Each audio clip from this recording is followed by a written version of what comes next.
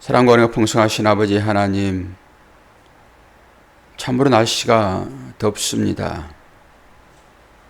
이 무더위 가운데서도 하나님께서는 우리들에게 건강을 허락하여 주심으로 새벽을 깨우게 하시니 감사합니다.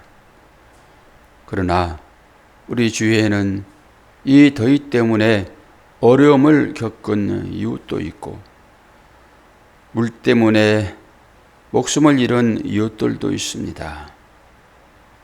이 사람들을 위하여 기도할 수 있는 우리의 삶이 되게 도와주시고, 그러한 일들을 통하여서 하나님의 인도하심과 하나님의 도우심을 깨달아 할 수 있는 우리가 될 수 있도록 오늘도 은혜 허락하여 주옵소서. 마지막 때에 주어지는 말씀 의미를 깊이 인식하고 그 가운데서라도 하나님의 특별하신 인도함과 위로를 경험하도록 인도하여 주옵소서. 예수 그리스도의 이름으로 기도하옵나이다. 아멘. 스가랴서 2장입니다.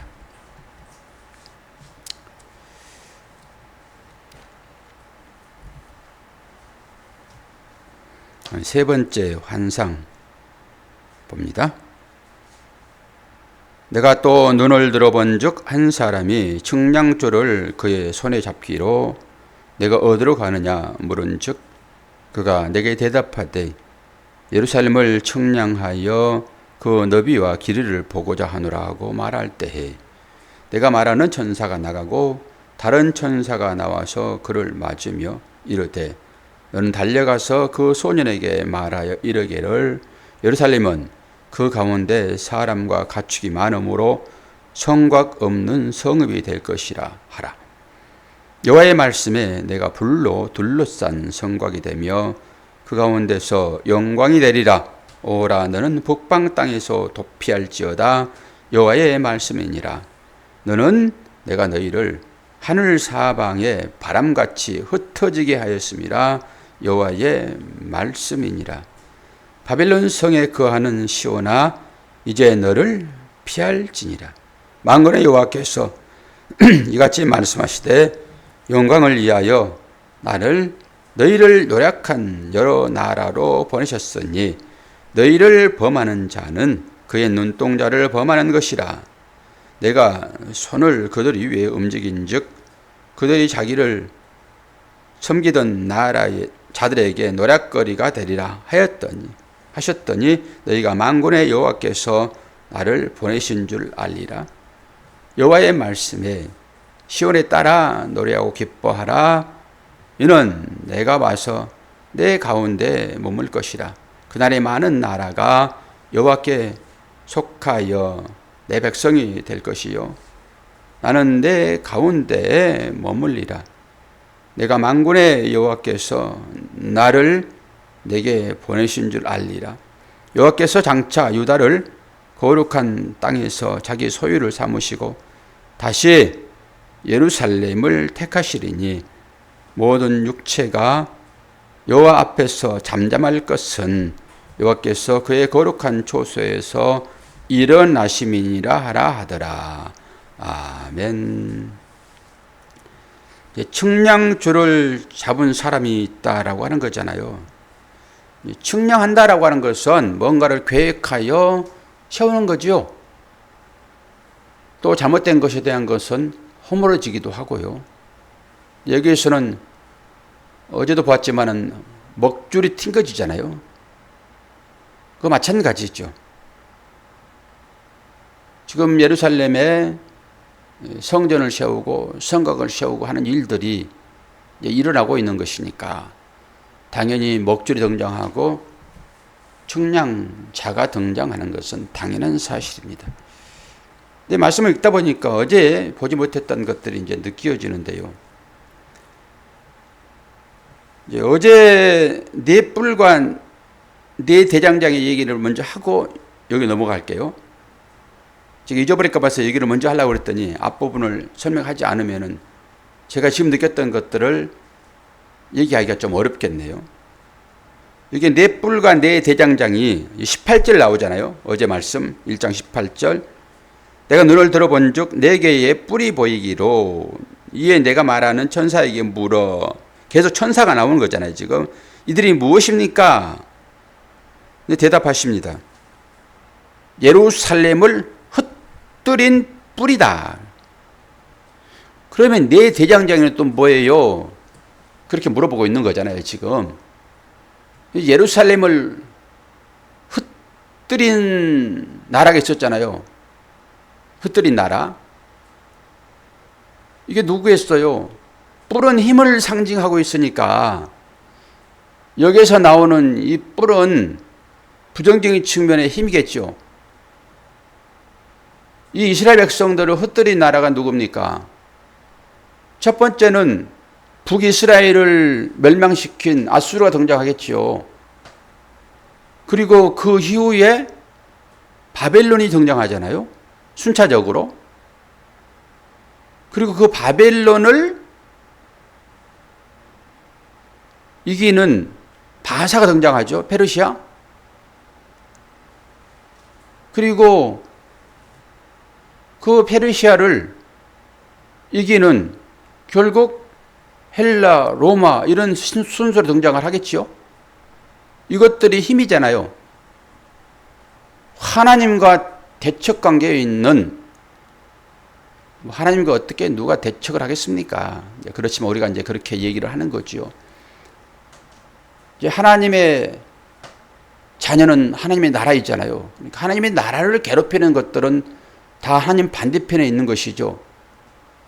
그게 자연적인 것이든지 내지는 어떤 배상이든지 간에 그거 얘기하는 거예요. 지금 그런 세력들이 있었다. 그리고 여기 이제 네 대장장이는 두 가지 이제 견해가 있는데요. 요한계시록에 나오는 마지막 네 가지의 심판이다라는 그런 의견도 있고, 제가 봤을 때는 그것보다는 앞에 부분 네 뿔, 이스라엘 백성들을 흩뜨린 나라, 그 나라의 왕들이라고 보면 될 것 같아요. 왕들. 나라는 그 왕과 하나라고 보면 되잖아요. 권세자이니까. 그러니까 이 나라들을 부수는 것처럼 이 네 대장장이는 뭐 합니까? 부수는 거잖아요. 부수는 거. 천사가 옵니까? 천사가 뒤에서 들어와요? 뒤를 쳐다보고 누가 들어오나. 대장장이는 그런 걸 하는 거잖아요. 그러니까 건축하는 거나 마찬가지로 보면 되는 거죠. 그러면 여기에서 이제 우리가 제가 에스라를 이 새벽 시간에 했나라고 생각했더니 우리가 수요일날 에스라를 보고 있어요. 지금 수요일날. 그러니까 이게 막 성경을 저는 이제 주제 설교하지 않고 성경 책으로 설교하니까 세 번을 설교하잖아요. 주일날 설교하지, 수요일날 설교하지, 매주 새벽 설교하지, 막 이렇게 막 섞여 있어요. 근데 에스라서를 우리가 이제 다 봤잖아요. 이제 그러면서 그 에스라가 이스라엘로 오는 그런 과정 중에서 그 왕들이 등장을 하잖아요. 그런 거지요. 이제 바벨론을 무너뜨리는, 바사가 바벨론을 무너뜨렸다고 말씀드렸죠. 그때 이제 고레스가 등장합니다. 고레스. 그래서 고레스 원년, 그래가지고 이제 하나님께서 고레스를 기름 부은 자로 쓰시잖아요. 이방 왕도 하나님은 쓰십니다. 사탄도 쓰시는 하나님이시니까 뭐 그거야 뭐 충분히 하실 수 있는 거잖아요. 그래서 고레스가 칙령을 통해 가지고 수르바벨이 오고 예수아가 오고 1차, 2차, 3차 우리가 다 배웠잖아요. 그런 것입니다. 그리고 이 고레스는, 그러니까 이 바벨론은 누가 점령을 합니까? 알렉산더가 점령을 합니다. 그리고 나서 이 알렉산더는 누가 점령을 하죠? 헬라가 점령을 합니다. 헬라가 알렉산더였던가? 그러니까 바사, 이 알렉산더가 바사를 알렉산더 점령을 하고 헬라는 누가 점령합니까? 헬라는 당연히 로마 장군들이 헬라를 점령합니다. 그럼 로마는 누가 점령하죠? 로마가 원래 기독교국가 아니었습니다. 태양신을 섬기는 나라였잖아요. 결국 여기에서 나오진 않지만은 로마는 그리스도가 점령할 것입니다. 그리고 점령을 했고요. 우리가 사는 이 시대에는 전부 완성되는 것이니까 지금 여기서 나오는 네 대장장이는 그런 측면에서 보시면 되겠다라고 생각을 하십시오. 그리고 이 흩어버리는 이스라엘을 흩트리는 그 나라가 내 뿌리라고 말씀을 드렸고 내 나라라고 말씀드렸습니다. 근데 오늘 본문 이 측량줄을 잡은 사람의 환상 가운데서 설명이 되어지는데 이 네 뿔을 가진 나라들이 이스라엘 백성들을 흩어뜨려 가지고 아주 사방으로 가버렸잖아요. 물론 바벨론으로 포로로 끌려오고 이런 것도 있지만은 이들이 이스라엘로 다 들어갔습니까? 디아스포라 돼가지고 있죠. 전 세계로 흩어졌습니다. 이스라엘 백성들이. 일부만 돌아왔어요. 그런데 오늘 말씀을 보니까 하나님은 흩어뜨리는 분이 아니래요. 하나님은 오히려 모으시는 분이십니다. 그거 하나 여기 있고요. 그리고 하나님은 눈동자처럼 하나님의 성도들을 돌보시잖아요. 그런데 그들은 그렇게 하지 않았다라고 오늘 본 말씀을 읽는 중에 이게 또 다시 한번 이게 보여주면서 하나님께서 하시는 일과 이 악한 세력들이 하는 그 일들은 완전히 반대라고 하는 것입니다. 하나님은 모이기를 좋아합니다. 그리고 하나님은 보호하시는 것을 하나님의 사랑으로 본성으로 가지고 계십니다. 그런데 잠시 맡겨놓을 따름인 거예요. 오늘 하나님은 이 일들을 통해 가지고 지금 뭐 하자는 것입니까? 이 허물어져 버리는 그 성전을 세운다. 이것은 성도들의 삶을 얘기하는 것입니다. 성도들의 신앙을 얘기를 하는 것입니다. 그들의 신앙을 세워내시는 하나님, 이게 측량줄을 잡은 자라고요. 하나님이 그런 일을 하신 것입니다. 천사가 등장을 하지만 전부 다 천사는 하나님의 사자인 것이니까 대사인 거잖아요. 그 하나님을 의미하고 있는 것입니다. 그 하나님께서 지금 허물어져 버린 그 성전을 세우는 이스라엘 백성들을 격려하는 것으로 우리의 삶으로 돌아오게 되면은 우리의 삶 가운데 이 믿음이 얼마나 쉽게 허물어지기도 합니까? 그 가운데서 얼마나 절망하고 하나님은 과연 나의 삶을 지키시고 인도하시고 보호하시는가? 눈동자처럼 지키신다고 하시는 그 하나님께서 내 삶을 지금 지키고 계시는가? 아니면은 이 이방 나라들 이스라엘 백성들을 흩뿌려 버리는 그런 자로 계시지 않는가라고 하는 의심이 있단 말입니다. 그런 가운데서 하나님은 이 스가랴를 통해 가지고 환상을 통한 계시를 나타내시고 이것을 이스라엘 백성들에게 전해주는 것입니다. 아니 차라리 이스라엘 백성 한 사람 한 사람에게 다 나타나셔가지고 이 환상을 보여주면 좋겠으나 하나님은 그 당시에는 대표를 뽑습니다. 대표를 뽑아가지고 그와 상대를 해요. 모세도 그거 아닙니까? 모세도 이스라엘 백성들의 대표를 뽑아가지고 그 지성소에서 만나는 거예요. 1년에 한 번씩.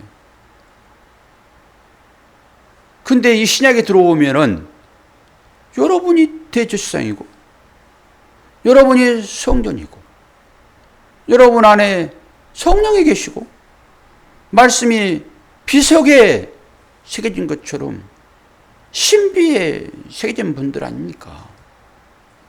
이러한 사실을 가지고 오늘 이 환상을 볼 수 있는 안목이 필요하다라고 하는 것입니다. 아니, 환상 보면은 어떤 때는 두렵기도 하고 아주 신비스럽기도 해서 이 비밀스러운 곳에 다 동참하고 싶은 것이 우리들의 마음인 것이잖아요. 아니, 이렇게 찾아오시면은 하나님을 믿고, 아니, 다 약속돼 가지고 그 말씀으로 찾아오신 그 주님이 주무시고 계시는가? 좀 일어나세요. 그러실 거냐고요. 이 말씀들 통해 가지고 여러분들은 이 현실을 바로 볼 수 있어야 됩니다. 완성되어진 나를 볼 수 있는 것이어야 돼요. 이게 믿음인 것이고요. 그래서 이 측량줄, 이 측량한다라고 하는 것이 성경에 4번 등장을 합니다. 여기 한번 등장을 해요. 여기 한번 등장. 이것은 허물어져 버린 성전을 세우는 것으로 등장을 하는 것이고, 또 한 번은 에스겔서에 등장합니다. 그리고 요한계시록 11장에도 등장을 하는데요.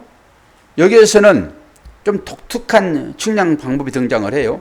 요한계시록 11장 1, 2절을 보게 되면은 지팡이 같은 갈대를 주며 말하되 일어나서 하나님의 성전과 제단과 그 안에서 경배하는 자들을 측량하라고 그래요. 우리는 지금 성전을 세우는 그 입장에서는 이 측량하는 것은 건축만을 봅니다. 건축만을. 그런데 요한계시록 이제 말세에 나타날 이때에도 지팡이 같은 갈대를 준단 말이에요. 그래서 그 갈대로 측량을 하는데 성전과, 이건 있는 거예요, 지금. 성전과 제단과, 이건 지금 이스라엘 백성들이 제사를 드리고 있는 거잖아요, 지금. 그것을 측량하는 거예요. 바르게 제사를 드리고 있나. 내가 처음에 얘기했던 대로 그 식양대로 만들었느냐. 성전이고 제단이고 이걸 측량하겠다는 거예요. 변경이 있어서는 안 되겠잖아요. 이 다른 제단들이 우상 섬기는 제단이겠죠. 하나님께서 말씀하시지 않는 제단, 그리고 그 물건만 측량하는 것이 아니라 그 성전 안에서 제사를 드리고 있는, 경배하는, 지금으로 말하면은 예배하고 있는 그 사람들까지 측량한다고요. 이 모든 것을 다 측량할 것입니다. 마지막 때는.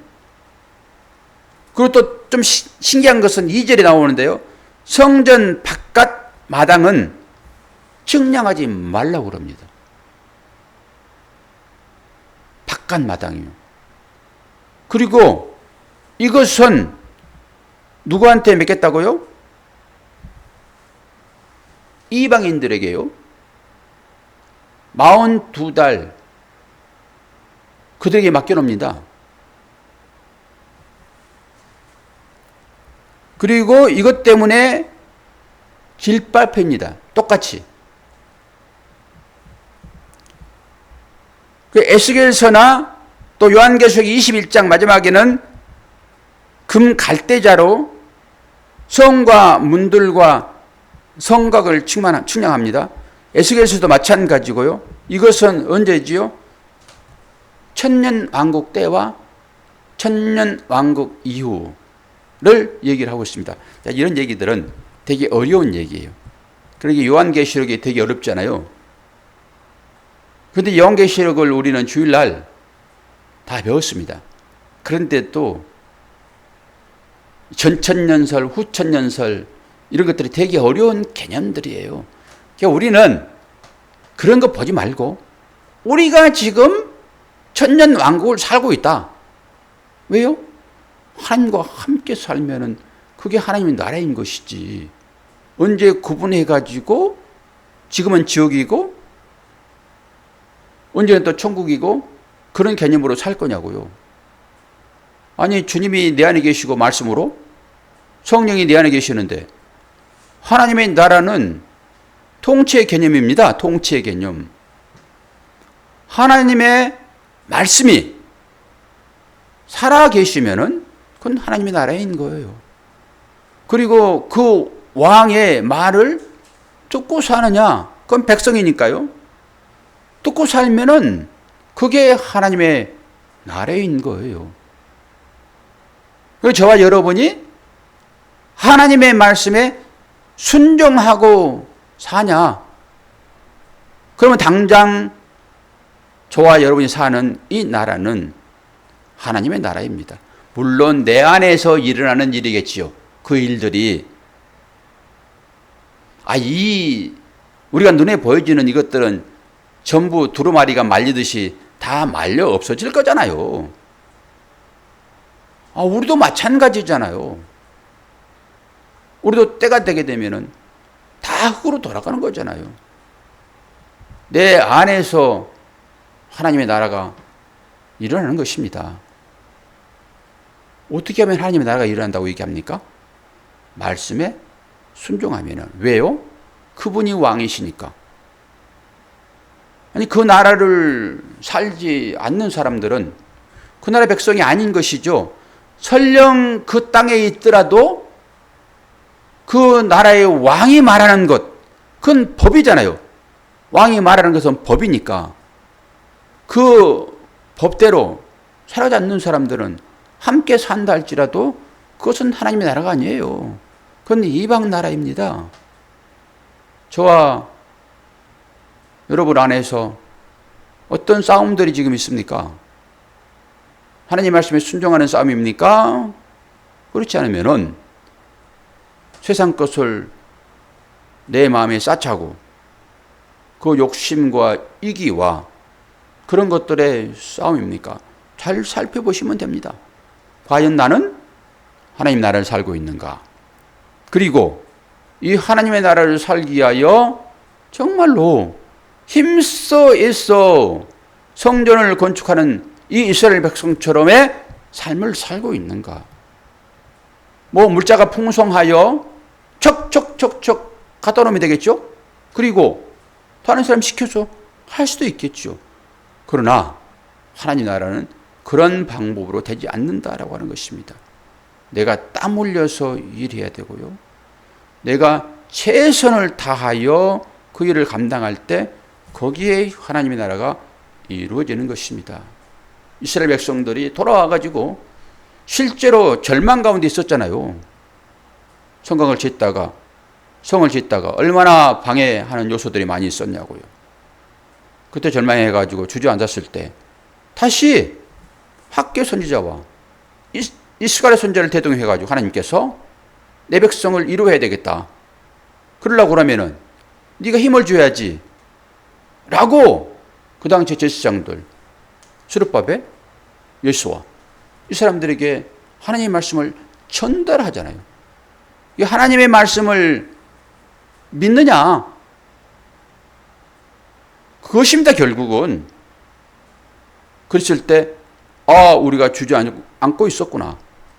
다시 힘을 내야지. 상황은 바뀌지 않았으나 그들이 힘을 낼 때 하나님은 다시 한번 성강을 완성할 수 있도록 인도하셨더라라고 하는 것을 우리가 배웠잖아요. 그런 방법으로 하나님은 우리를 이루어하십니다. 그리고 다 측량하십니다. 마지막 때 측량하는 방법을 요한계시를 통해서 다 봤잖아요. 네 정확하게 내가 말하는 그 방법대로 살았어? 이게 성전, 제단 측량하는 거 아닙니까? 비록 나의 뜻과는 반대되는 그런 의미로 말씀이 주어질지라도 그것은 하나님께서 요구하시는 삶입니다. 그게 예배인 것이고요. 그래서 원수를 사랑하라 라는 얘기를 하시는 거고, 오리를 가져가면 십리를 가져라, 오늘 밤을 치거든 인밤까지 돌려대라, 이런 얘기를 하시는 거예요. 우리 이웃들을 살펴봅시다.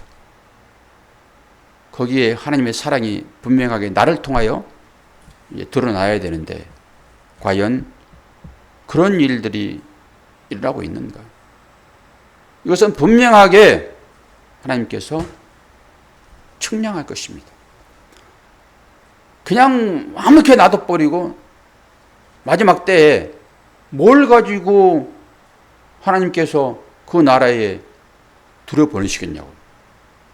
그런 의미로 우리가 그리스도인다운 사랑을 나타내야 될 것입니다. 결코 만만치는 않는 일이지요. 내 자아를 부인해야 되고, 내가 너의 그 삶을 보면은 진짜 개차반인데 내가 어떻게 너를, 격이 맞지도 않는 너를 내가 섬길 수 있어? 이런 생각이 분명하게 들어옵니다. 저는 그러지 않겠습니까? 그럼에도 불구하고 우리의 환경을 하나님께서 주신 것이므로 우리의 사랑을 드러낼 때 하나님 나라가 우리 가운데서 완성될 것입니다. 그것 잘 하게 해달라고 오늘 또 하나님 앞에 기도하면은 하나님께서 지혜도 주시고 힘도 주시어서 하나님의 나라를 건설하게 되고, 건설되어진 그 나라를 내 마음 가운데서 여러분 경험적으로 보게 될 것입니다. 왜 우리가 새벽일 게 옵니까? 뭘 얻고자 새벽일 게 옵니까? 그 하나님의 나라를 위하여. 내가 할 수 없지만은 하나님께서 우리의 마음을 주관하실 때 똑같은 환경이지만은 힘이 나서 그 일을 잘 감당할 수 있을 것입니다. 이것이 성전을 내 안에서 세우는 거지요. 이스라엘 백성들은 바깥에서 성전을 세웠지만은 이제 우리들은 내 안에서 하나님의 측량에 맞춰서 성전을 잘 세울 때 그 마음 가운데 진정한 평안이 일어날 줄로 믿습니다. 새벽을 깨우신 사랑하는 성도 여러분, 하나님이 여러분과 함께 하십니다.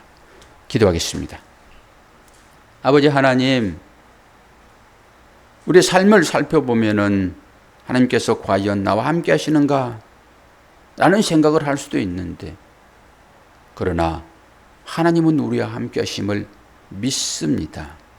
약속으로, 언약으로 우리에게 우리의 신비의 말씀을 새겨주셨으니 이제는 그 신비에 새겨진 그 말씀 붙잡고 하나님의 나라를 건설하는 역군이 되기를 소망합니다. 주님, 오늘 또 새벽을 허락하셨사오니 우리를 인도하시는 그 하나님 앞에 진실로 기도하게 하심으로 하나님의 나라를 완성해 나가는 우리 모두가 될 수 있도록 은혜 허락하여 주옵소서. 폭염이 시작되었습니다. 우리 성도들 건강하게 새벽을 깨우게 하시고 그것으로 하나님 나라를 바르게 세워나갈 수 있도록 도와주시옵소서. 감사드리며 예수 그리스도의 이름으로 기도하옵나이다. 아멘.